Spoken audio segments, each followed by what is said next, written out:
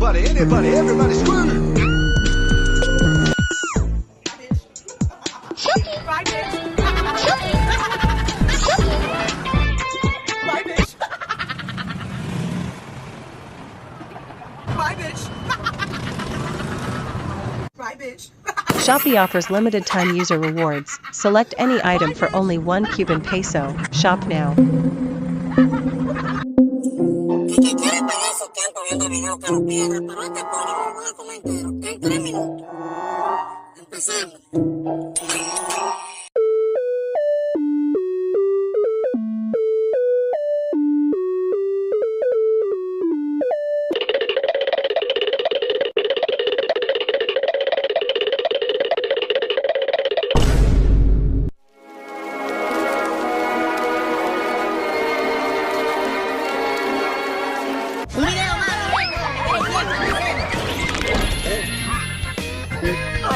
My ears burn!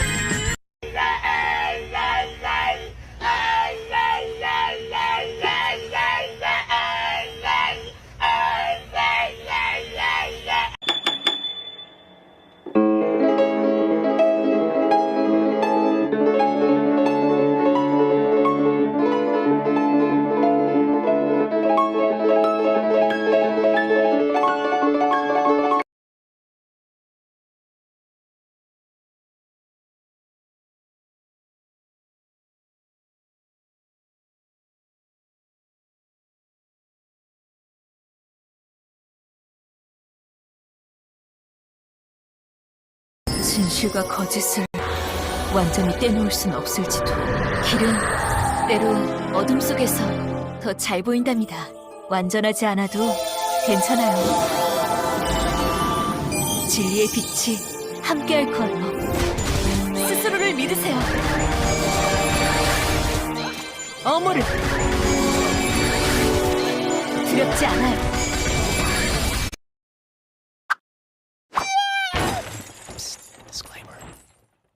Well, good evening. Laddies, lasses, and lasses, welcome to the click. You smell just today.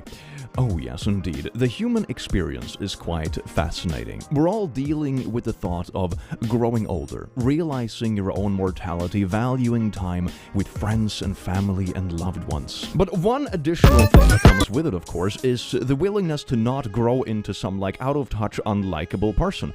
And what better way to avoid this than looking at r/boomers being fools and knowing exactly what you shouldn't become when you grow older. Welcome to r/boomers being fools, and I do hope you enjoy it as much as I enjoy having you here. Let's get on with it, shall we? Mwah. This is America. We speak English over here. Boomer 2 minutes before he fell to the floor. My cousins are visiting me from India. We were standing at this Indo-Chinese takeout, standing in line, laughing and chatting in Hindi about whatever. I can't even remember. Old Dumbo suddenly pipes up, This is America. We speak English over here. Mind your business. We're not speaking to you, and we don't have to go out of our way to change our language just because you feel uncomfortable. So just mind your own business. I told them as politely as I could. Now this old bastard obviously had no issue being rude before, so this didn't work. He just said the same thing again. This is America. We speak English over here. At least he's saying English and not speak America. That's half a gold star, half a poop-colored star. My cousin is 6 feet and pretty jacked. He gets in his face and tells him, and if we don't, what are you gonna do, huh? Oh boy, Mr. Boomer's face turned red. He started mumbling something about, You listen here. I fought for this country. and tried to grab my other cousin, who happens to be a lot smaller, by the collar. My cousin just swatted his hand away and stepped to the side. Somehow, the lovely Mr. Boomer lost his balance and fell to the floor. He immediately started screaming like a toddler and playing the victim, saying we assaulted him and called the police. A tough guy went from, I fought for this country, to laying on the floor throwing a tantrum like a toddler. Now, this is actually a place I frequent quite often, and I know the staff pretty well. In fact, I usually just walk in and they know what I want. I almost always order the same thing. I directed Boomer's attention towards the camera that was facing us directly and would clearly show that he tried to grab my cousin and lost his balance somehow. But no, Mr. Boomer doubled down on his accusation that he was assaulted. This is something I see repeated so often, it's hilarious. I think what these people are banking on isn't like the common sense about that the camera is gonna show what really happened. I think they're banking on the thing that other people don't want to put up with the hassle. If you're just disagreeable and loud enough, people are eventually gonna get tired and they're just gonna give you what you want. You know, I think that's the logic. It's not actually like thinking about where this would go if it was escalated. It's just assuming that no one else has the time or energy to escalate it, so you end up getting what you want. That's my theory, at least. Anyway, long story short, nothing happened. No one called the cops, everyone got their food, they told Boomer to sit his butt down in the main restaurant and got his food. First time I saw that Dumbo in the area, I really hope I don't run into him again. I wonder if he learned his lesson or if he'll try the same poo again. One thing that I would love to know, if there's any kind of statistic and stuff about that out there, is if the people who say that speak English here, we're in America, are the same people who get weirdly entitled when people don't speak English when they are abroad. Because I feel it's a very similar type of entitlement, isn't it? It has nothing to do with them. They just want the world to revolve around them. Is this like a main character syndrome? I think it might be.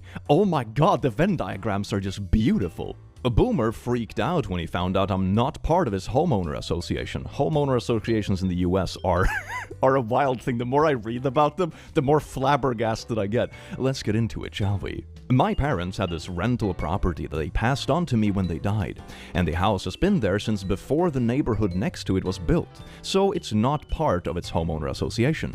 It'd been established several times with the previous renters and my parents. While we were renovating to prepare to move in, we installed gates at 3 entrances to the property because we didn't want people to come into the property. A month after we finished, we had a visit from this Boomer, who opened our back gate, since the front one is locked, just to give us a welcome to the homeowner association packet. I told him that we're not part of the neighborhood, so the homeowner association doesn't apply to our property. He huffed and said that I am, since this property is right next door. I nicely repeated myself and asked him not to come into my property again without permission. He scoffed, saying he didn't see no trespassing sign, so he could do what he wanted. Eventually, he left. But you literally had to open a gate, though, into a private property. And, you know, I've read some wild things about homeowner association stuff, how it sometimes bypasses other rules and laws and stuff, which is insane. I'm not sure how true it is in practice, but I've seen some wild things circulating on the internet about this kind of stuff.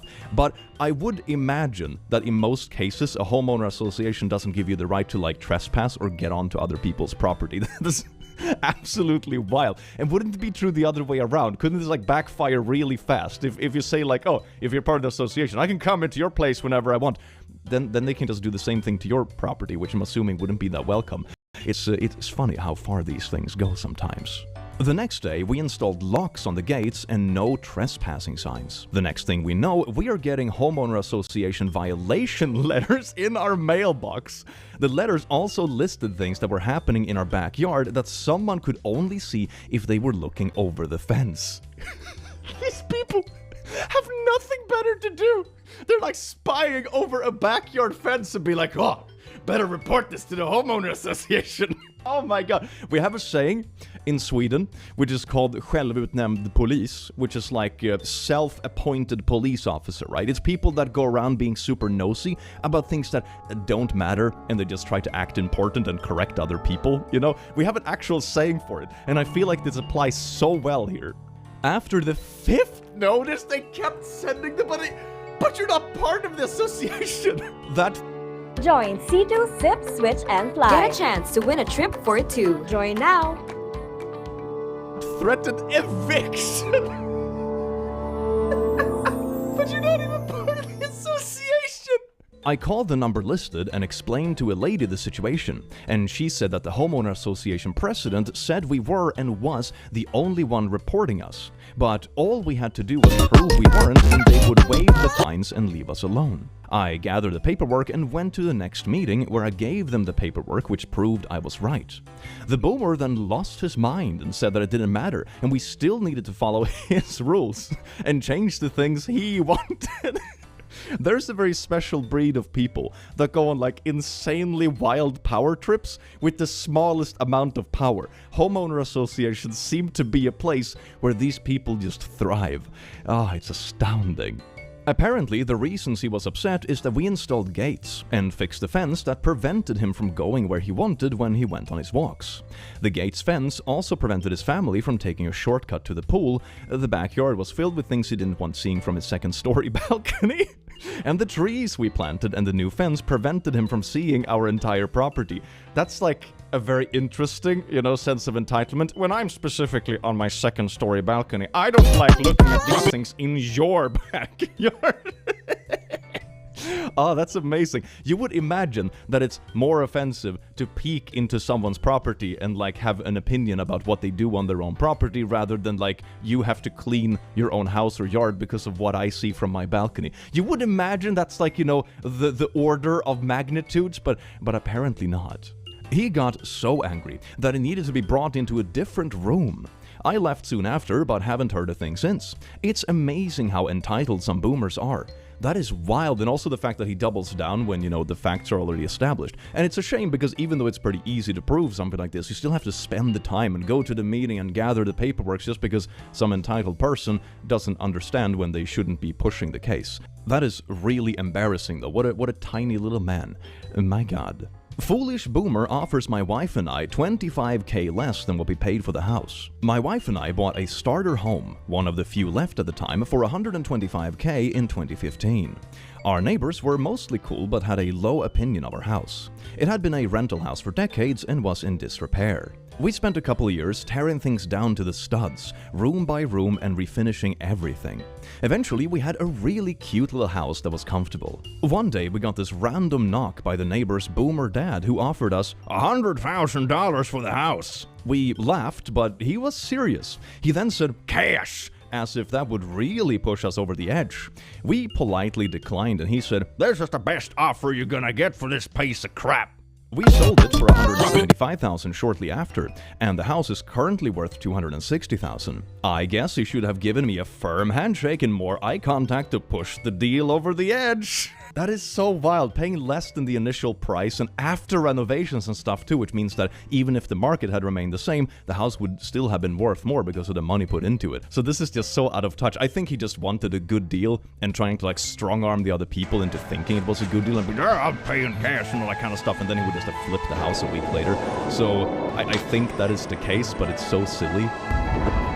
Oh, no, right into the cement. Don't you see the yellow lines? You're not... Okay, let's cross another yellow line, shall we? Oh no, not the... No, it's... Oh my God, this is not his day, is it? I crossed this yellow line and got stuck in concrete. How do I get out of it? I know, let's cross the next line and get stuck in the next concrete. What is it? The definition of insanity. Try the same thing over and over and expect a different result. In this case...